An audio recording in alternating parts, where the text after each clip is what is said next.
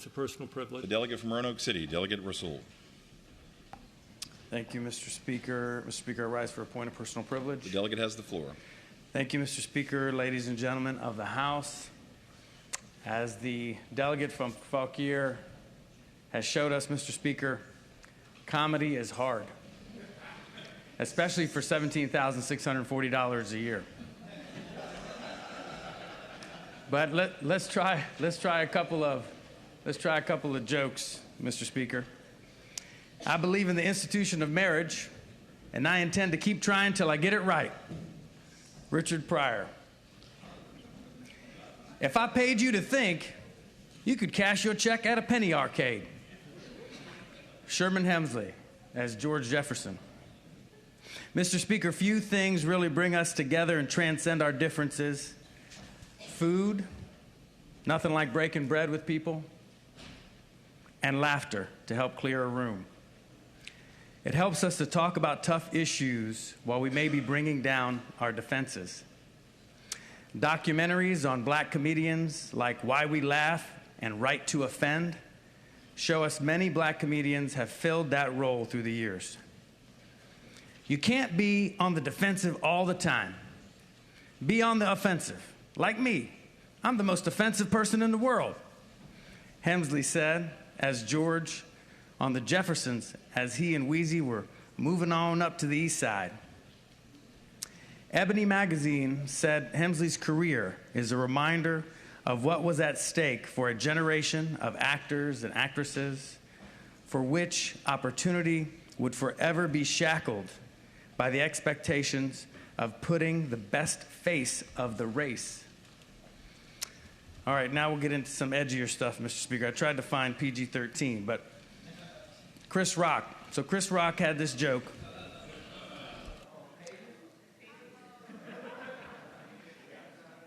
Chris Rock had this joke, and it said, "There's no one more racist than an old black man.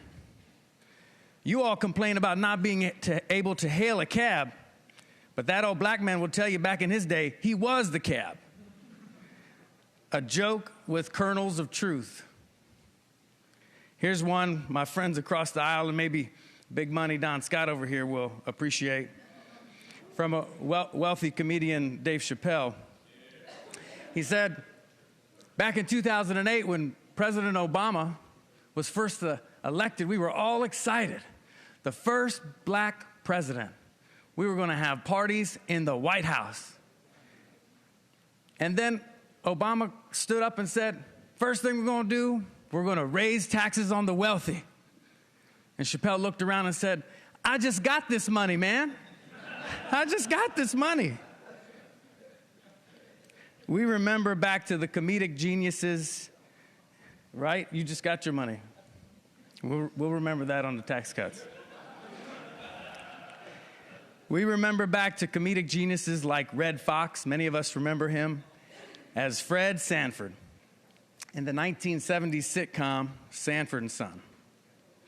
While the nation was still fresh on the assassination of JFK and Shirley Chisholm had just become the first black woman to run for president of the United States, Redd Foxx would light up audiences with edgy lines. Like in the 1970s, he said, if we had a black vice president, we wouldn't have to worry about the president being assassinated. The reality is many of these comedians would clear the room and make space for conversations that need to happen.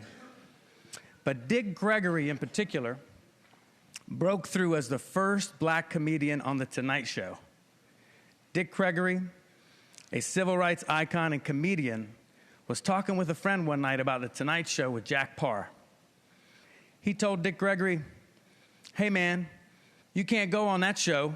They'll never let, quote unquote, a Negro sit on the couch. You can perform, but you can't sit on the couch. Jack Paar from The Tonight Show calls up Dick Gregory and invites him. And Dick Gregory said, I'm not going on your show. And he asked why. He's like, well, you won't let me on the couch. He said, come on in. We will let you on the couch. We'll have a conversation. And Mr. Speaker, that was the first time that America got to see a black American not simply as a performer, but as a person. You see, Mr. Speaker, black comedians helped many people laugh so they could keep from crying. Richard Pryor had a way of taking white Americans through black America, and sometimes black Americans through white America. In Roanoke, the generation before me, Mr. Speaker, remembers how black performers would come into white downtown, have a performance, and then they would end the evening with a late night cap in black downtown on Henry Street. These comedians paved the way for Eddie Murphy, Leslie Jones, Tiffany Haddish, who at 16 could not read, was homeless. She taught herself to read, wrote a book, won an Emmy for reading jokes as the first black female comic to host Saturday Night Live. Comedians can be healers, Mr. Speaker. Just imagine the comedy tour of Matt Ferris and Dolores McQuinn going across the Commonwealth.